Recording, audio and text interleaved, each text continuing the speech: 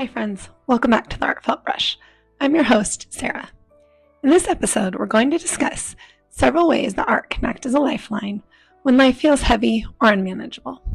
I'll share a little bit about how I've personally leaned on creativity in difficult times, and I'll offer a few tips on how you can weave those practices into your own life. As I mentioned in episode 1, art has always been a way for me to uncover beauty in the midst of hardship. It has also been a powerful tool when processing trauma. Without delving too deeply into my past, I'll share that I faced both childhood and adult experiences that have left lasting impacts. At times, they felt overwhelming, even paralyzing, but through creating, I've been able to regroup, heal, and move forward with greater strength. Let's begin by looking at what actually happens when creating. When you sit down to make something, your focus narrows. There isn't room for intrusive or negative thoughts, especially when your materials require immediate attention. Whether it's paint that dries quickly, clay that needs shaping, or tools that demand careful handling, all of your mental energy is pulled into the present moment, into the tangible act of making. And in that space, your mind and emotions can finally rest. That rest can be incredibly restorative. It allows the body to release tension that it's been storing, while giving the mind and heart a chance to reset. Sometimes that reset is exactly what is needed to step away from constant thought patterns and return with a fresh or softened perspective. That softening is a great opportunity to seek out beauty and positivity. When you're stuck in the cycle of negativity, it's hard to notice the good around you. But once the cycle is broken, even briefly, you can let in light. You can begin seeing the good, find gratitude, and take one step closer to healing. During my cancer treatment, I found that setting aside a time to draw once a week was extremely beneficial. It gave my mind a break from the constant loop of fear and anxiety I was living with. Almost every time, I finished the class feeling relaxed and more refreshed. That creative time also gave me a sense of productivity when my body felt stagnant. Chemotherapy weakened me so much that even basic tasks were difficult. Some mornings, just getting out of bed was a feat.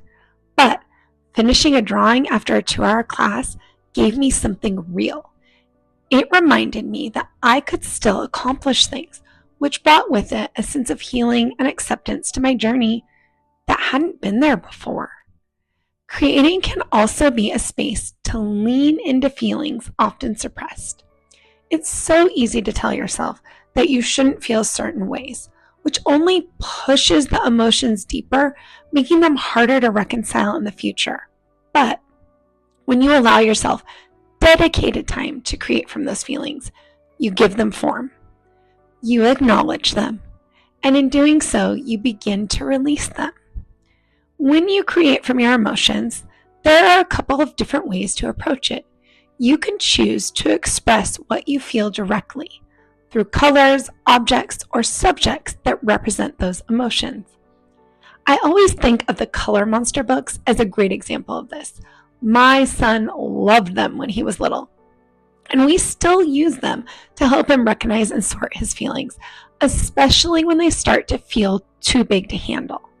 Putting a color to an emotion gives it substance.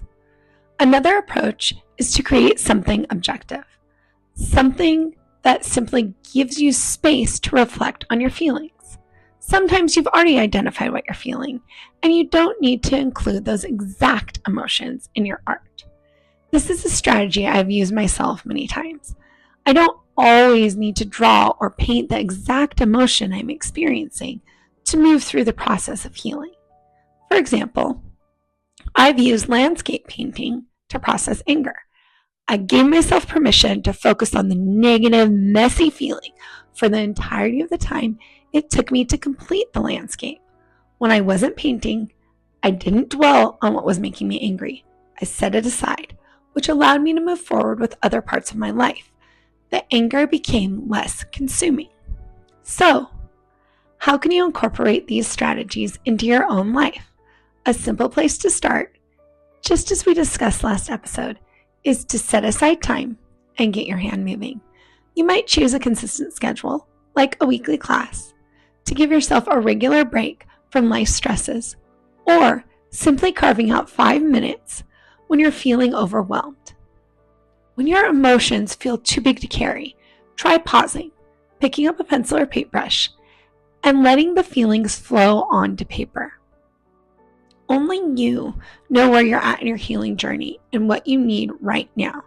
My hope is that these techniques give you a few tools to help navigate the bumps along the way.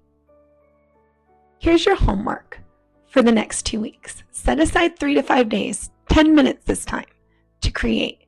Use that time to either rest from big feelings or to lean into them and begin working through them. And just like last time, if you'd like to share your work, I'd love to see it. Be sure to tag the Artfelt Brush or use the Artfelt Brush hashtag. I'll be sure to share a few of my own pieces too. Thank you so much for joining me here in a healing space. Until next time, may you find inspiration for the artist within, one brushstroke at a time.